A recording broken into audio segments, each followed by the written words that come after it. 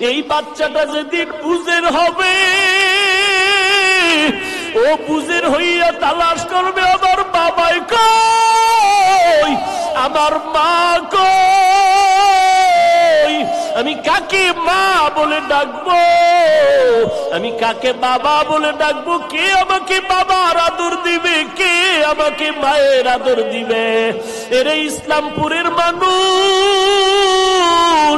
এই ময়দানে কত আল্লাহর গোলাম আছে, অনেকের মা নাই, বাবাও নাই, ওই অন্ধকার কবর থেকে দোয়ার অপেক্ষায় আছে। কিসের বাহাদুরি করো, আমার মাওলা চোখের সামনে দেখায় দিলে। এক ইটেরাকের চাপে পড়িয়া বাবায় মরে গেল, মা মরে গেল, কন্যা সন্তানটাও মরে গেল, কিন্তু গর্ভের বাচ্চাটাকে আমার আল্লাহ কুদরতের দ্বারা বাঁচায় রাখলেন। বলো হেফাজতের মালিক কে? ও নবীর উম্মতের দল, আমার মাওলাকে এখনো চিনো নাই রে মুমিন। আমার মালিক যে কত দয়াময় মালিক। আল্লাহর দেওয়া জমিনে বসবাস করো রে বাবা, আল্লাহর দেয়া পানি, আল্লাহর দেয়া গাছ, আল্লাহর দেয়া মাছ, আল্লাহর দেয়া সূর্যের আলো, চাঁদের আলো, সব ভোগ করতেছো।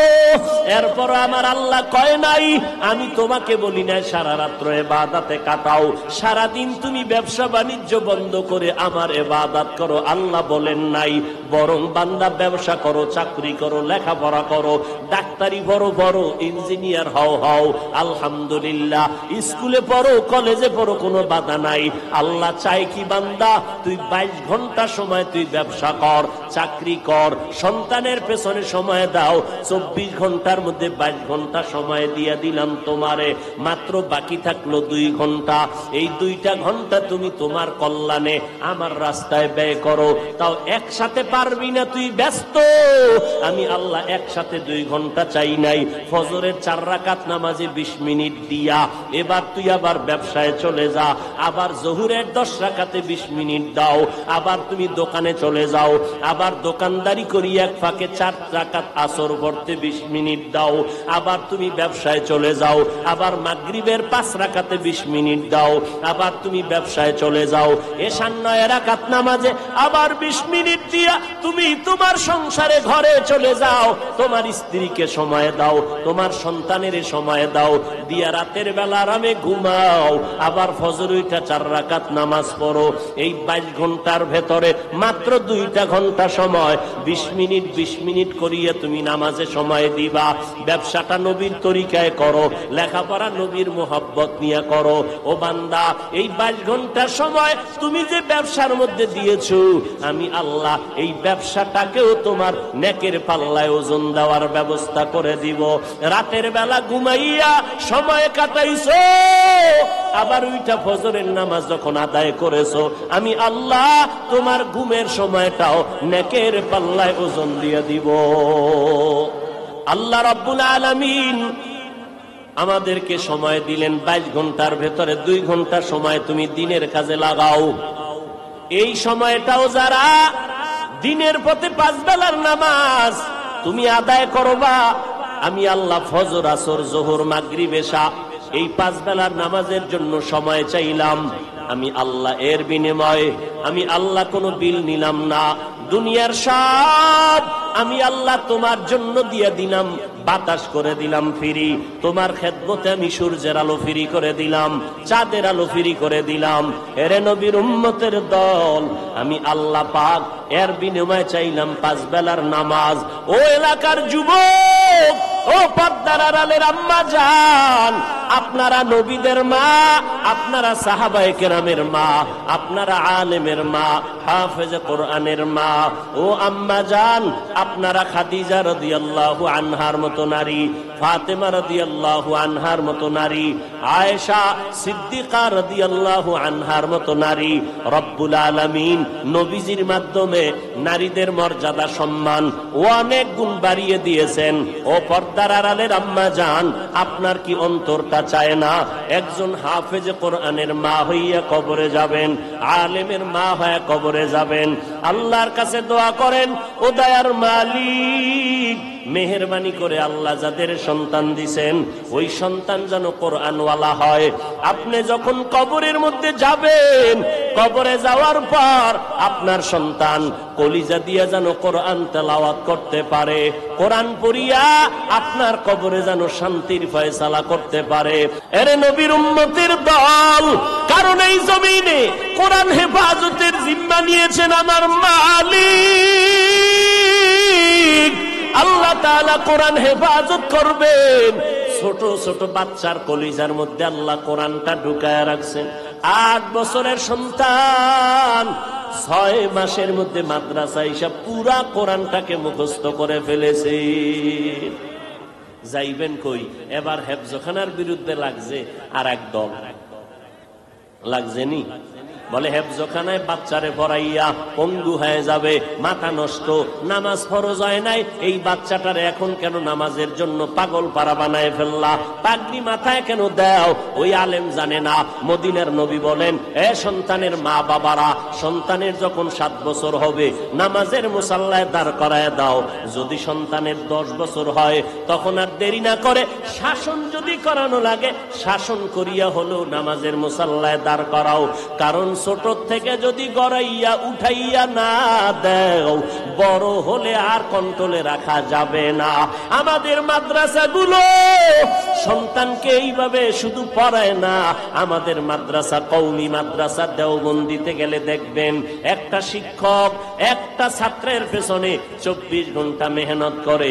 বেতন কত মাসে? 5,000। বেতন বাকি 6 মাস, 24টা ঘন্টা নিজের সন্তান বাড়ি ঘর বাদ দিয়া আপনার সন্তানকে 24 ঘন্টা সময় দেয়। কারণ আপনার সন্তানটাকে শুধু পড়াইতেই চায় না, আপনার সন্তানটাকে আমার শিক্ষক চায়, আদর্শ মানুষ হিসাবে গড়াইয়া দিবি। 24 ঘন্টা ডিউটি। স্কুলের সন্তান আপনি দিছেন ডিউটি, ক্লাসে স্যার ক্লাস করলো মাত্র 3টা ক্লাস করাইয়া সাইন একটা দিয়া চলে গেছে, বেতন যেন ঠিক মতো মাস শেষ পাওয়া যায়। আপনি গিয়া বললেন, স্যার আমার সন্তানটা অঙ্ক কম পারে, তো কি করা যায়? আলাদা একটু টাইম দিবেননি? কয় টাইম? মাত্র 1 ঘন্টা। 10,000। কয় হাজার? 10,000। অথচ কওমি মাদ্রাসা সারা দুনিয়া ঘুরে দেখবেন মাত্র একটা মাদ্রাসা, দেওবন্দের আদলে মাদ্রাসা। 24টা ঘন্টা আমার শিক্ষক ওলামায়ে কেরামরা 5,000 টাকা বেতন, 6,000 টাকা বেতন, 24 ঘন্টা আপনার সন্তানের পেছনে সময় দেয়। কোনদিন বলে নাই আলাদা আমারে টাকা দাও, তোমারে সময় দিতেছি। বরং তা না, মাওলার কাছে কান্না করে তাহাজ্জুদে, আল্লাহ এই সন্তানটারে আমানত পাইয়া সারা দিন রাত্র মেহনত করাইয়া তোমার দরবারের একজন খাস বান্দা বানাইতে পারলাম কিনা জানি না রে মালিক, তুমি খেদমত রে কবুল করে নাও, ত্রুটি ক্ষমা করে দাও।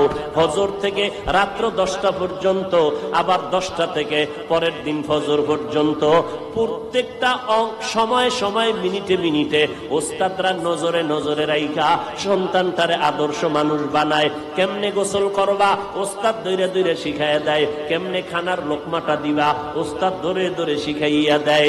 এখন একদল যদি কয় এই মাদ্রাসায় বাচ্চা দিয়া লাভ নাই, সন্তানের ব্রেন নষ্ট হয়ে যাবে, কি ব্যাপার? ভারতবর্ষের মধ্যে দেখলাম, ইতিহাস পড়ে দেখলাম, ব্রিটিশ বেঈমানেরা কোরআনের আওয়াজকে বন্ধ করার জন্য বহু মাদ্রাসা বন্ধ করে দিল, তালা লাগাইয়া দিল, আলেমের জবাই করিয়া লাশটা গাছের মধ্যে ঝুলাইয়া দিল। আমরা জানি এরপরও ওরা চাইছে জমিনে যেন কোরআনের আওয়াজ বন্ধ হয়ে যায়। আল্লাহ কয় পারবি না, তোরা চাও ভারতের মধ্যে কোরআনের আওয়াজ চলবে না, আর আমি আল্লাহ চাই সারা দুনিয়াতে কোরআনের আওয়াজ যেখানে চলবে তার গোড়া হবে ভারতের জমিন। আল্লাহ বানাইছেন নি দেওবন্দ মাদ্রাসা। কাসিম নানো তুমি ঘুমের মধ্যে আছেন, মদিনাওয়ালা নবী হাজির। মদিনার নবী বলেন, কাসেম আমি মাটির মধ্যে রেখা টেনে দিনামের উপরে মাদ্রাসা তৈরি করো। কাসেম ঘুম থেকে উঠিয়া কয়, মদিনার নবী যেই রেখা ঘুমের মধ্যে দেখাইছেন আমি সরাসরি দেখলাম সেই রেখা মাটির মধ্যে দেখা যায়। ভারতের জমিনের ওই ফুটন্ত গোলাপের ঘেরান আজকে এই ইসলামপুরে আসছে, দেওবন্দের গাছের ঘেরান আজকে সারা দুনিয়ার মধ্যে সে ইলমের ঘেরান ছড়ায় গেল। ও নবীর উম্মতেরা, এই ইলমের মাদ্রাসা কোনোদিন বন্ধ করা যাবে না। ওই ভারতবর্ষের ইংরেজরা মাদ্রাসার বিরোধিতা করলো, আজও বিধর্মীরা বিরোধিতা করে, কিন্তু যখন দেখি একজন টুপিওয়ালাও মাদ্রাসার বিরুদ্ধে উম্মতকে বিভ্রান্ত করে, ব্যাপারটা কি? মাদ্রাসার বিরুদ্ধে কথা বলবে, কোরআনের বিরুদ্ধে কথা বলবে বিধর্মী, হুজুরে কেন কয়?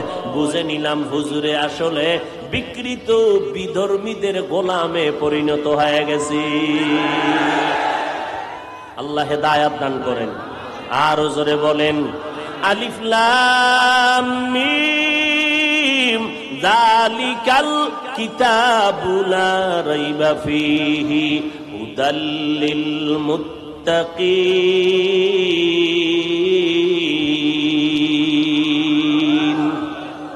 হেফাজতের মালিক কে? কাদের কুদরত দারি বরকা মাঙ্গল আন্তা রব্বি আন্তা হাসবি যুল জালাল তুহি কাদের জলিলুল্লাহ জাহাদার বহর হালে তুহি মেরা নেগাহদার। কোরআন সিনায় লাগাও, কোরআন নিয়ে যদি চলো হেফাজত করবেন কে? আল্লাহ বলেন আমি শুধু কোরআনের পৃষ্ঠাকে হেফাজত করব না, কোরআনটা যেই ঘরে থাকবে ওই ঘর আমি হেফাজত করব। কোরআনটা যার সিনায় থাকবে ওই সিনাওয়ালাকে আমি হেফাজত করব। এই কোরআনের সাথে যাদের সম্পর্ক থাকবে আমি আল্লাহ তাদেরকেও হেফাজত করব। কোরআনের সাথে সম্পর্ক করতে চাননি? সবাই বলেন আল্লাহ কবুল করেন। আরো জোরে বলেন কোরআনের এই মার্কাজ হলো মাদ্রাসা। আল্লাহ বলেন হুদাল লিল মুত্তাকিন, আমি কোরআন দিলাম মুত্তাকিনদের জন্য হেদায়াত। মুত্তাকি কারা? যারা আল্লাহকে ভয় করে। কারে ভয় করে? জোরে বলেন আল্লাহকে। আল্লাহকে ভয় করে এরকম সবাই আমরা যদি এখন জিজ্ঞাসা করি ময়দানে আপনারা আল্লাহরে ভয় করেননি, অনেকে বলবে হুজুর আপনাদের থেকে বেশি করি। বলে তার প্রমাণ? আপনারা ঝগড়া করেন, ফিতনা করেন, আমরা করি না, আমরা আল্লাহকে বেশি ভয় করি। এই রকম সবাই বলবে। এখানে এমন আশেকে রসুল বসা আছেন, ফজরের নামাজ পড়েন নাই, আসরের নামাজ পড়েন নাই, মাগরিবের নামাজ পড়েন নাই, জহুরের নামাজ পড়েন নাই, আজকে এশার নামাজও পড়ে নাই, এমন আশেক আসেনি? ময়দানে নাই। আবার এমনও আশেকে রসুল এই ময়দানে আছে যারা বয়ানের আগেও বিড়ি, মোনাজাতের পরেও আবার বিড়ি। আছে না নাই? এই সমস্ত আশেকে রসুলকে যদি বলি আল্লাহরে ভয় করেন, বলবে হ্যাঁ করি, অথচ না তার মধ্যে আল্লাহর ভয় নাই। আল্লাহ বলেন আমারে কারা ভয় করে, আমাকে কারা ভয় করে না, তার নমুনা দুইটা। কয়টা? ভয় করার অর্থ দুইটা। হয়তো বান্দা জীবনে গুনাহ করবে না, যদি গুনাহ হইয়া যায় আল্লাহর মোহাব্বতে বান্দা তওবা করতেও দেরি করবে না। তাহলে যারা গুনাহ করে না তারাও মুত্তাকি, যারা গুনাহ হওয়ার পরে তওবা করতেও দেরি করে না তারাও মুত্তাকি। মুত্তাকিনদের পরিণাম ফল পরকালে দুইটা, বিনা হিসাবে জান্নাত, পর্দা ছাড়া আল্লাহর সাথে হবে মোলাকাত। या इलाही मुझसे मुझको दूर कर, ताके देखो मुझ में तुझको एक नजर। या इलाही तू मेरा माबूद है, या इलाही तू मेरा माशूक है। এরে নবীর উম্মতের দল, কোরআন সিনায় লাগাও রে মুমিন। এই কোরআন মুত্তাকিনদের জন্য হেদায়াত। যারা আল্লাহকে ভয় করে গুনাহ করবে না এদেরকে কোরআন হেদায়াত করবে। প্রশ্ন বড় জটিল, যারা আল্লাহকে ভয় করিয়া গুনাহ করে না এরা তো মুত্তাকি, এরা তো হেদায়েতের উপরেই আছে, কোরআন আবার কিসের হেদায়াত করবে? আল্লাহ বলেন হুদাল্লিল মুত্তাকিন, কোরআন হেদায়েত করবে মুত্তাকিনদেরকে। মুত্তাকি কারা? যারা আল্লাহর ভয় গুনাহ করে না। এরা তো আসলে আগের থেকেই হেদায়েতের উপরে আছে। আবার আল্লাহ কেন বললেন কোরআন হেদায়েত করবে? তার ব্যাখ্যা দুইটা। এক নাম্বার ব্যাখ্যা, আল্লাহ কোরআন দিয়া মুত্তাকিনদেরকে হেদায়েত করার ব্যাখ্যা হলো, ও মুত্তাকি তুমি তাকওয়ার উপরে আছো, কখন জানি তুমি লাঞ্ছিত হইয়া যাও। আমি আল্লাহ কোরআন দিয়া তোমাদেরকে হেদায়েত করার ব্যাখ্যা হলো, আমি আল্লাহ তোমাদের ইস্তেকামতের মাকাম দান করব, জানো তুমি স্থির হইয়া তাকওয়ার উপরে চলতে পারো, লাইন থেকে ছিটকে পড়ে না যাও। দুই নাম্বার ব্যাখ্যা হলো, আমি আল্লাহ মুত্তাকিনদেরকে আমার কুদরতি ব্যবস্থাপনার মাধ্যমে বিনা হিসাবে জান্নাতে পৌঁছাইয়া দিব। हर के दारत खौफे हकदर दिल मदगम जन्नतुल मअवा देहद उरा मकाम जुज़्बा हक़ची ज़े मखाज़ इंसुजा फज़ले उआ मस्त दर जुमला जहा। এই জন্য দেখবেন কিছু মানুষ 2 ঘন্টা 3 ঘন্টা বয়ান শুনে মোনাজাতের আগে দিয়া ভাগে, কারণ শয়তানের অন্তর দখল করে নিছে। মোনাজাত দিয়া যেন গুনাহ মাফ করানোর সুযোগ না পায়। এই জন্য কিছু কিছু কপাল পোড়ারা মোনাজাতের আগে আগে ভাগে। আছে না নাই? আপনারা কি মোনাজাতের আগে যাবেন না মোনাজাত দিয়া যাবেন? কি সবাই একমত? আল্লাহ কবুল করেন। আরো জোরে বলেন আলিফ লাম মিম যালিকাল কিতাবু লা রাইবা ফীহি হুদাল লিল মুত্তাকিন। এরে নবীর উম্মতের দল, আল্লাহর কোরআন মুত্তাকিনদের জন্য হেদায়েত। যারা আল্লাহকে ভয় করবে এদেরকে কোরআন হেদায়েতের পথে মজবুতি অর্জন করার ব্যবস্থা করে দিবে। আল্লাহর ভয় বান্দার অন্তরে জমা যদি করতে চাও, মুত্তাকি যদি হতে চাও, খাঁটি আল্লাহওয়ালার বন্ধু না হওয়া ছাড়া সম্ভব হবে না। এজন্য আল্লাহ বলেন, ইয়া আইয়ুহাল্লাযীনা আমানুত্তাকুল্লাহ ওয়া কুনু মা'আস সাদিকিন।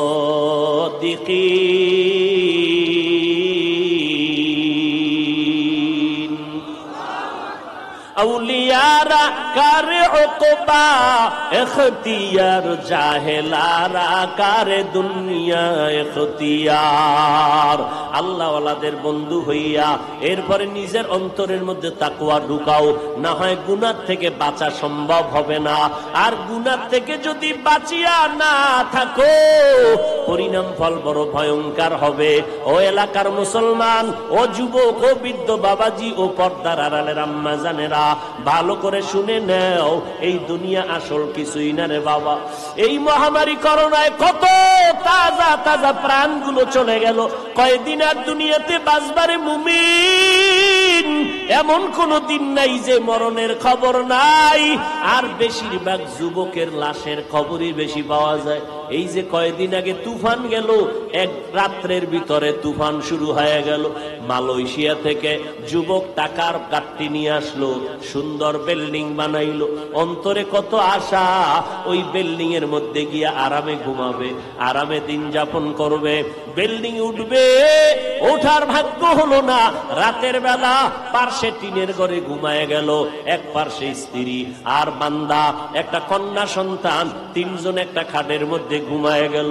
এমন তুফান শুরু হয়ে গেল, একটা গাছ পড়িয়া বুকের উপরে পড়লো, জাগায় 3 জন চলে গেল।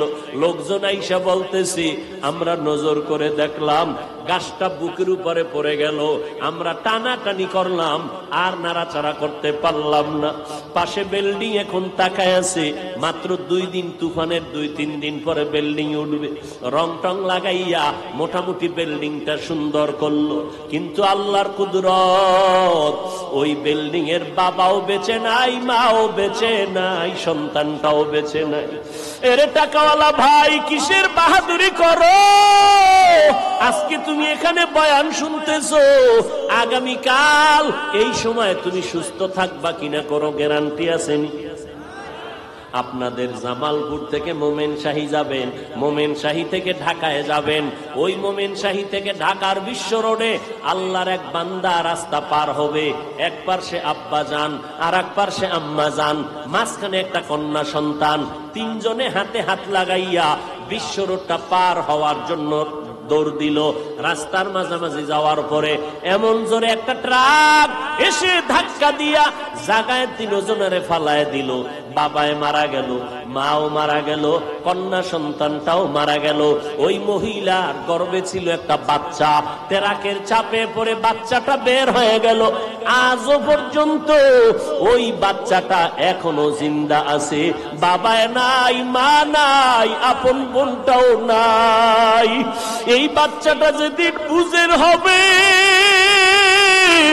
ও বুঝের হইয়া তালাশ করবে আমার বাবাই কই, আমার মা কই, আমি কাকে মা বলে ডাকবো, আমি কাকে বাবা বলে ডাকবো, কে আমাকে বাবার আদর দিবে, কে আমাকে মায়ের আদর দিবে?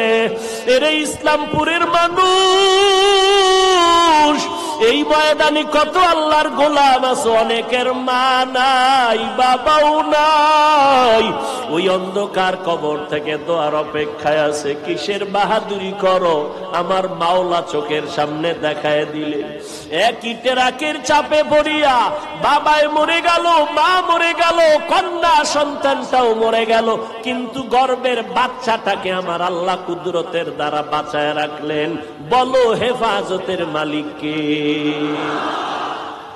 ও নবীর উম্মতের দল, আমার মাওলাকে এখনো চিনো নাই রে মুমিন।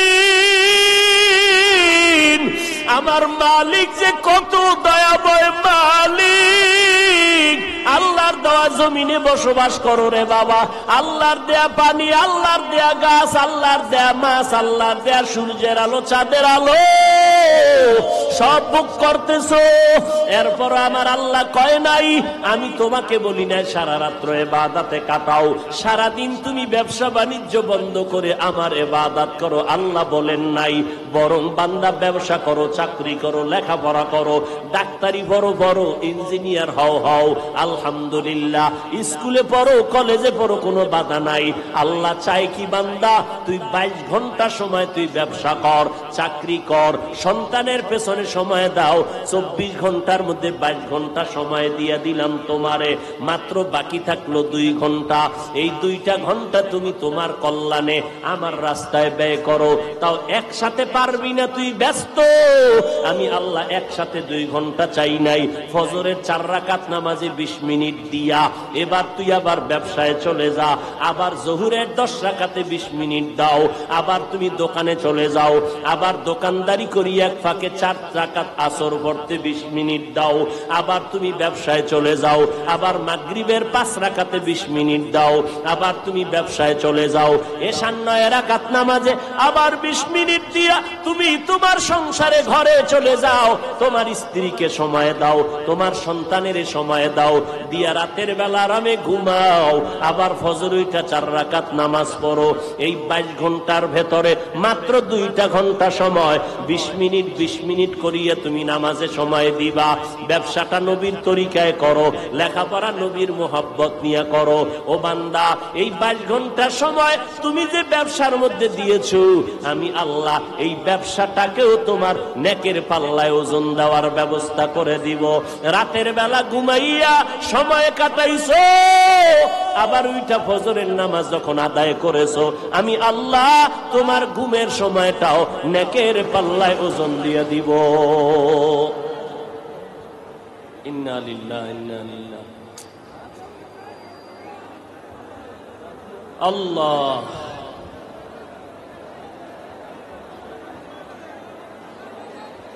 জিকির করেন লা ইলাহা ইল্লাল্লাহ, লা ইলাহা ইল্লাল্লাহ, লা ইলাহা ইল্লাল্লাহ, লা ইলাহা ইল্লাল্লাহ। বসেন সবাই বসেন। লা ইলাহা।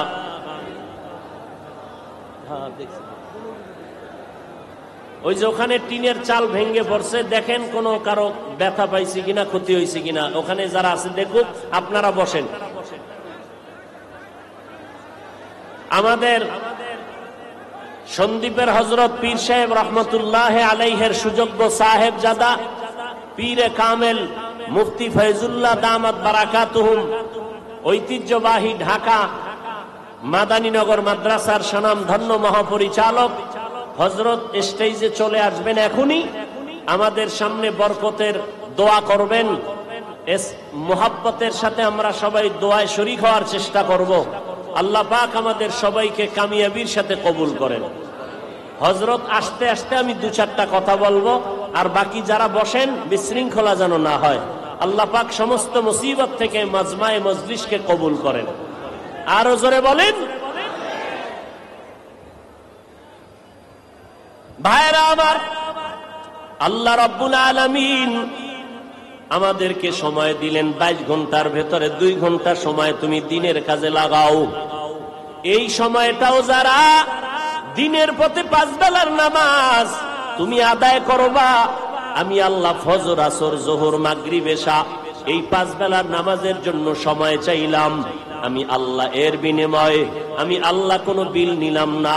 দুনিয়ার সব আমি আল্লাহ তোমার জন্য দিয়ে দিলাম, বাতাস করে দিলাম ফ্রি। তোমার খেদমতে আমি সূর্যের আলো ফ্রি করে দিলাম, চাঁদের আলো ফ্রি করে দিলাম। এরে নবীর উম্মতের দল, আমি আল্লাহ পাক এর বিনিময়ে চাইলাম 5 বেলার নামাজ। ও এলাকার যুবক, ও পর্দার আড়ালের আম্মা জান, আপনারা নবীদের মা, আপনারা সাহাবায়ে কেরামের মা, আপনারা আলেমের মা, হাফেজে কোরআনের মা। ও আম্মা জান, আপনারা খাদিজা রাদিয়াল্লাহু আনহার মতো নারী, ফাতেমা রাদিয়াল্লাহু আনহার মতো নারী, আয়েশা সিদ্দিকা রাদিয়াল্লাহু আনহার মতো নারী। রব্বুল আলামিন নবীজির মাধ্যমে নারীদের মর্যাদা সম্মান অনেক গুণ বাড়িয়ে দিয়েছেন। ও পর্দার আড়ালের আম্মা জান, আপনার কি অন্তরটা চায় না একজন হাফেজে কোরআনের মা হইয়া কবরে যাবেন, আলেমের মা হয়ে কবরে যাবেন? আল্লাহর কাছে দোয়া করেন, ও দয়ার মালিক, মেহেরবানি করে আল্লাহ যাদের সন্তান দিছেন ওই সন্তান যেন কোরআনওয়ালা হয়। আপনি যখন কবরের মধ্যে যাবেন, কবরে যাওয়ার পর আপনার সন্তান কলিজা দিয়া যেন কোরআন তেলাওয়াত করতে পারে, কোরআন পড়িয়া আপনার কবরে যেন শান্তির ফয়সালা করতে পারে। ও আল্লাহর বান্দারা, ও যুবকেরা, ও বৃদ্ধ বাবাজি, কি সমস্যা?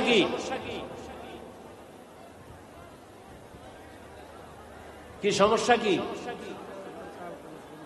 বুঝলাম তো। বয়ান চালাবো না শেষ করব? আল্লাহ কবুল করেন। ভাইরা আমার, এরে নবীর উম্মত, ও যুবক, আজ আপনি স্কুলে পড়েন, চাকরি করেন, ব্যবসা করেন, কোনো বাধা নাই, ইসলামও বাধা দেয় নাই। অনেকে মনে মনে ভাবে হুজুরদের কথা শুনিয়া দিলটা নরম হয়ে গেল, মনে চায় ইসলামের পতাকায় মদিনার নবীর আদর্শ মেনে চলবো, কিন্তু আবার ভয় নবীর তরিকা মানিয়া চলতে গেলে মনে হয় স্বাধীনতা নষ্ট হয়ে যাবে। ও যুবক ভাই, ও শিক্ষিত মুসলমান, ও পর্দার আড়ালের মা বোনেরা, ও বৃদ্ধ বাবাজি, একটু নজর করে দেখবেন, আপনারা যারা নবীর তরিকা মতো নামাজ পড়েন না, পর্দা করেন না, হালাল পন্থায় চলেন না, আমরা যারা নবীর তরিকা মানিয়া চলি, নামাজ পড়ি, পর্দা করি, হালাল খাই, একটু বিবেকটা খাটাইয়া বলবেন আমাদের থেকে আপনারা কি পরিমাণ সম্মানে আছেন, আমরা আপনাদের থেকে কি পরিমাণ অসম্মানে আছি।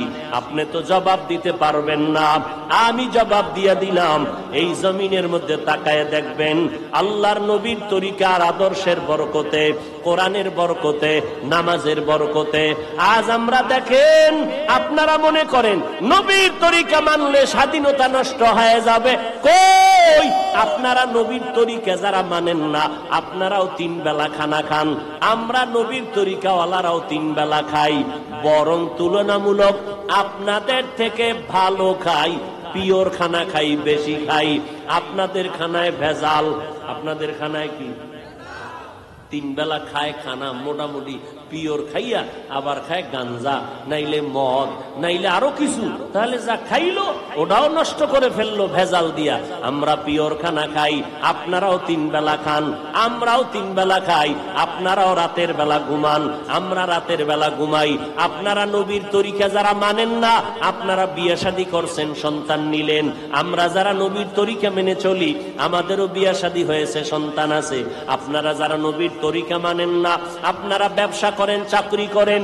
আমরাও নবীর তরিকা যারা মানিয়া চলি, আমরাও ব্যবসা করি, চাকরি করি। আপনারা নবীর তরিকা বাদ দিয়া স্বাধীনভাবে ঘোরাফেরা করেন, দেশ বিদেশ সফর করেন। আমরা নবীর তরিকাওয়ালারাও স্বাধীনভাবে জায়গায় জায়গায় সফর করি। তাহলে আমি দেখলাম স্বাধীনতা তো বিন্দু থেকে বিন্দু, নবীর আদর্শ মানার কারণে বিন্দু থেকে বিন্দু নষ্ট হয় নাই। ও নবীর উম্মতের দল, দ্বিতীয় কথা, আপনার বিবেক আল্লাহ দান করেছেন। বিবেকটাকে জিজ্ঞাসা করেন। জীবনে কোনোদিন মাদ্রাসায় পড়ে নাই, আলিফ বা তাও কোনোদিন শিখে নাই এমন লোক আপনাদের লাইনে জেনারেল পড়ুয়া, র্যাব, আর্মি, পুলিশ, বিডিআর 5 বেলার নামাজি বলেন আছে না নাই? তাহলে নিজের মনটাকে প্রশ্ন করেন, আপনি কেন পারবেন না? ওই ইসলামপুরের মুসলমান আপনাদের মতো যুবক স্কুল কলেজে লেখাপড়া করে, 1 বেলারও নামাজ ছাড়ে না, এমন ছাত্র ছাত্রী আছে না নাই? আপনি নিজের বিবেকটাকে জিজ্ঞাসা করেন, আপনি কেন পারবেন না? ও যুবক, আপনার মতো যুবক ময়দানে গাড়ি চালায়, রাস্তায় গাড়ি চালায়, যখন আজান হয় বাস গাড়ির ড্রাইভার বাসটা ব্রেক করিয়া নামাজে দাঁড়ায় যায়। ও ড্রাইভার ভাই, আপনি কেন ড্রাইভারি করতে গিয়া নামাজ পড়তে পারেন না? আপনার মতো সন্তান নদীর মধ্যে মাছ ধরিয়াও নৌকায় বৈশা নামাজ পড়ে নেয়, 1 বেলার নামাজ ছাড়ে না, বলেন আপনি কেন পারবেন না? আপনার মতো সন্তান ওই ময়দানে কৃষি কাজ করে, গামছা বিছাইয়া সময় মতো নামাজ আদায় করে, 1 বেলার নামাজও বাদ দেয় না। আপনি কৃষি কাজ করতে গিয়া কেন নামাজ পড়তে পারবেন না? ও যুবক আল্লাহর গোলাম, ডাক্তার, ইঞ্জিনিয়ার, প্রফেসর, এমপি, মন্ত্রী, এরপরে চেয়ারম্যান, মেম্বার, এই রকম আল্লাহর বান্দা, কোটি টাকার মালিক, ব্যবসা করে হালাল ভাবে, 5 বেলার নামাজ পড়নেওয়ালা এদের মধ্যে আছে না নাই? আপনি কেন পারবেন না? আসল ফলাফল কি জানেননি? ও ভাই জানেরা, আমিও তো আজকে আপনাদের মতো পারতাম, প্যান্ট শার্টটাই লাগাইয়া দাড়িটা কামাইয়া রাস্তায় আজকে মাস্তানি করতে, কিন্তু টুপি মাথায় দিলে মাথা গরম লাগে, এরপরও কেন টুপি ফালাই না? দাড়িটা লম্বা করার কারণে যৌবনের ভাব চলে যায়, এরপরও কেন দাড়ি ফালাই না? লম্বা জামা গায়ে দেওয়ার কারণে শরীরটা গরম লাগে, এরপরও কেন জামাটা ফালাই না? এই টুপিওয়ালা বইলা কত মানুষ গালি দেয়, কওমি মাদ্রাসায় পড়ার কারণে কত মানুষ বাজে কথা বলে, ও নবীর উম্মত তাবলীগ করার কারণে কত মানুষ গালি দেয়, দেওবন্দি হওয়ার কারণে কত মানুষ বাজে কথা বলে, এরপরও কেন এই লাইনটা ছাড়লাম না রে বাবা? এর একটা মাত্র কারণ, আল্লাহর কোরআন সত্য, নবীর কথা কোনো মিথ্যা নাই। আল্লাহর নবী 63 বছরে জীবনে একটা মিথ্যা কথা বলেন নাই। ও নবীর উম্মতের দল, ওই আজকে আমি বক্তা হইয়া বয়ান করি, আপনারা শ্রোতা হইয়া বয়ান শুনেন।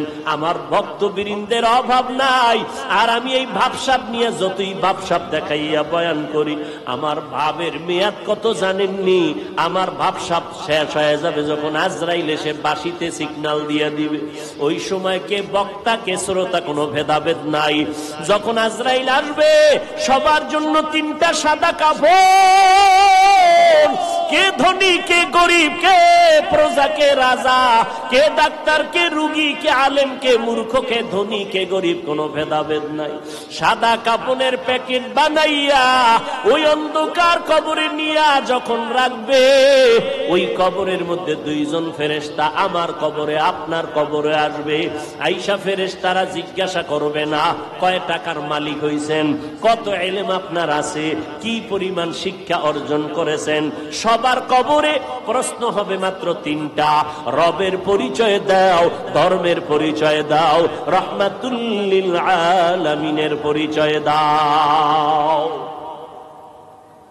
এরে নবীর উম্মতের দল, ওই অন্ধকার কবরে যাওয়ার পর মাত্র 3টা প্রশ্ন আপনাদের আমাদের সবার বেলায় করা হবে।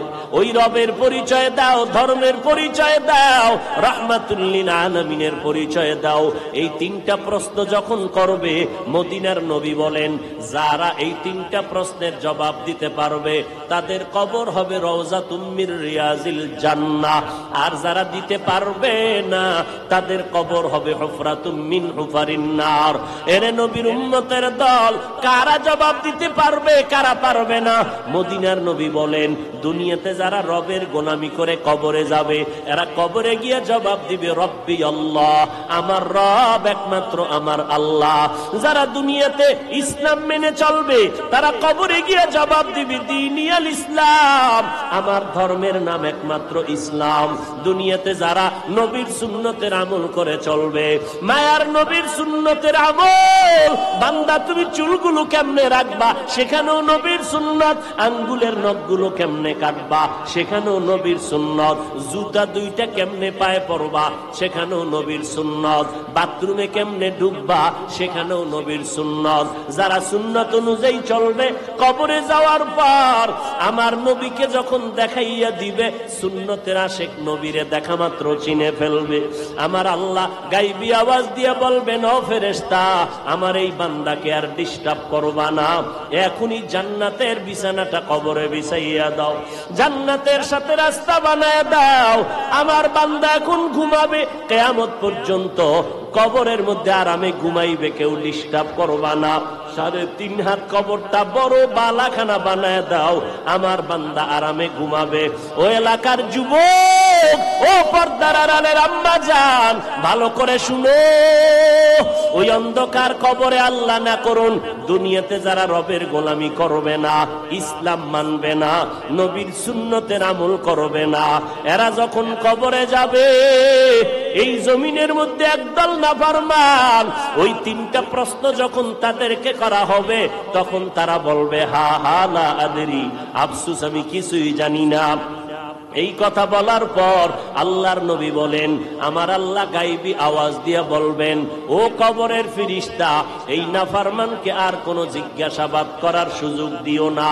আমি আল্লাহ দুনিয়াতে কম সুযোগ দেই নাই।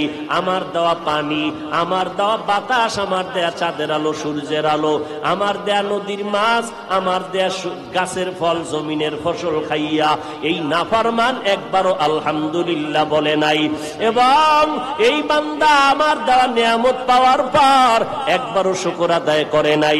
ওলামায়ে কেরামরা পায়ে ধরে ধরে ধরে ধরে নামাজের দাওয়াত দিত, এক বেলার নামাজও পড়ে নাই। এখন আর সময় নাই, জাহান্নামের বিছানাটা কবরে বিছায়া দাও, জাহান্নামের বিছানা কবরে দিয়া জাহান্নামের সাথে রাস্তা খুলে দাও। আল্লাহর নবী বলেন, আমার আল্লাহ রাগান্বিত হইয়া কবরের মাটিকে ডেকে বলবে, ও কবরের মাটি, এই গুনাহগারের 2 পার্শ্ব থেকে জোরে জোরে চাপ দাও। এত জোরে কবরের মাটি চাপ দিবে, পাজরের হাড় চুরমার হয়ে যাবে। ও যুবক, আল্লাহর গোলাম, একটা মশার কামড় সইতে পারি না, গুনাহ নিয়ে কবরে গেলে কেমনে আযাব সহ্য করবারে বাবা। এখনো সময় আছে, তওবা করো। স্কুলে পড়ো, আলহামদুলিল্লাহ, দোয়া করি।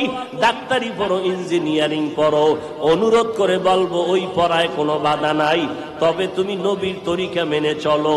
মা বাবার দোয়া নিয়ে সামনে আগাও, উলামায়ে কেরামের পরামর্শ নিয়ে আমল করো। দেশ ও জাতির বিরুদ্ধে কোনো ষড়যন্ত্রে লিপ্ত হইও না। পেছনে যত অন্যায় করেছো, ও আল্লাহর বান্দা, আমার আল্লাহ তওবার দরজা দিয়া ডাকতেছেন। যত অপরাধ করেছো, তওবা করলে মাফ হয়ে যাবে। ও নবীর উম্মতের দল, ওই আযাবের কথা, মরণের কথা স্মরণ করে আল্লাহর কাছে এখনো তওবার নিয়ত করে ফেলো। ও যুবক, কয়দিন যৌবনের বাহাদুরি করবা? দুনিয়াটা কিছুই না, এখনো সময় আছে, তওবা করে নাও। মনে মনে আমার আল্লাহকে ডেকে বলো, হে মালিক, আমার মতো গুনাহগার জমিনে কেউ নাই, গুনার কারণে আমার হাত না পাক, আমার চোখ না পাক, আমার জিহ্বা না পাক, আমার অন্তর না পাক। ও নবীর উম্মতের দল, আজকে যেই যুবকের 40 বছর পর্যন্ত চেহারাটা থাকবে সুন্দর, অথচ 25 বছরের যুবকের চেহারা দিয়ে তাকাইলে মোহাব্বত লাগে না, কারণ এই গজবের মোবাইলের কারণে চেহারা নষ্ট করে ফেলেছে। এই গজবের মোবাইলের গুনার কারণে বান্দার আমল নষ্ট, ঈমান নষ্ট, চেহারা শেষ। তোমার হাত দুর্বল, ব্রেন দুর্বল, লেখাপড়ার ঘরে আগুন লাগাইছো রে যুবক। এই মোবাইলের কারণে তোমার জিন্দেগি বরবাদ। কত যুবকেরা এই মোবাইলে ফ্রি গেমস খেলতে খেলতে পাগল হয়ে রাস্তায় ঘুরে, মা চেনে না, বাবা চেনে না, ভাই চেনে না, মোবাইলের পেছনে পড়িয়া নিজের মেধা নষ্ট করে ফেললো। লেখাপড়াও নাই, চরিত্র নাই, মা বাবা পর্যন্ত হাত উঠাইয়া বদদোয়া করে, ও আল্লাহ এই সন্তানটাকে তুমি তাড়াতাড়ি নিয়ে যাও, এই রকম বদ আখলাক দুশ্চরিত্র সন্তান আমি দেখতে চাই না। ও যুবকের দল, হেদায়েতের মালিক আল্লাহ, ইজ্জতের মালিক আল্লাহ, রিজিকের মালিক আল্লাহ। ওই আল্লাহর উপরে যদি ইয়াকিন, বিশ্বাস, ভক্তি থাকে, এখনো সময় আছে, তওবা করে নাও। 1 মিনিট নিজের মনটাকে বুঝাও রে মন, আমার মতো যুবক স্কুল কলেজে পড়িয়াও যদি নামাজ পড়ে আমি কেন পারি না? আমার মতো বান্দা চাকরি করিয়াও যদি নামাজ পড়ে আমি কেন পারবো না? আমারে বুঝি শয়তান ধোঁকা দিছে, আল্লাহ বেজার, আব্বা আম্মা বেজার, এখনো সময় আছে, তওবা করে নাও। গলায় ছুরি আসলে মরিয়া যাব, তারপর আর নামাজ ছাড়বো না, মা বাবাকে কষ্ট দিব না, ওলামায়ে কেরামের বিরোধিতা করব না, নবীর তরিকা মেনে চলব, দেশ ও জাতির বিরুদ্ধে কোনো ষড়যন্ত্রে লিপ্ত হব না। তওবা করার মতো যদি অন্তর তৈরি হয়, অন্তরে যদি দুর্বলতা না থাকে, মুনাফিকি না থাকে, আল্লাহর মুহাব্বত, নবীজির মুহাব্বত নিয়ে যদি তওবা করার নিয়ত খাঁটি থাকে, যাদের অন্তরে খাঁটি নিয়ত আছে, আর কোনোদিন বেপরদায় চলবো না, দাড়ি কাটবো না, মা বাবাকে কষ্ট দিয়া দোয়া নিব না, ওলামায়ে কেরামের বিরোধিতা করব না, দেশ জাতির বিরুদ্ধে ষড়যন্ত্র করব না, এমন তওবার নিয়ত যদি থাকে, যাদের অন্তরে তওবার নিয়ত খাঁটি ভাবে আছে, তাদেরকে বলবো তওবার খাঁটি নিয়তে দুটো হাত আমার আল্লাহকে দেখাইয়া দাও। আয় আল্লাহ, আমাদের হাতগুলো কবুল করে নেন, তওবা কবুল করে নেন, তওবার উপরে মজবুত হইয়া চলার তৌফিক দান করেন, আমিন। আল্লাহ সবাইকে কবুল করেন। আরো জোরে বলেন, কয়দিন আর বাঁচবারে যুবক? একদিন না একদিন বিদায় হতে হবে, মরণ থেকে পালাবার কোনো উপায় নাই। এখনো সময় আছে, আল্লাহর মোহাব্বত নিয়ে চলো, আর মনে মনে আল্লাহকে বলো, হে মালিক, তুমি যদি তৌফিক না দাও আমি আগাইতে পারবো না। ও দয়ার আল্লাহ, মেহেরবানি করে আমাদের সবাইকে তওবার উপরে মজবুত হইয়া নবীর তরিকা মতে চলার তৌফিক দান করেন, আমিন।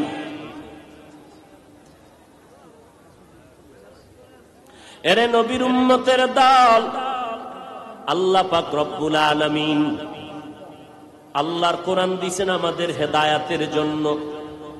5 বেলার নামাজ পড়ো, আর নামাজের পরে মা বাবার জন্য দোয়া করো।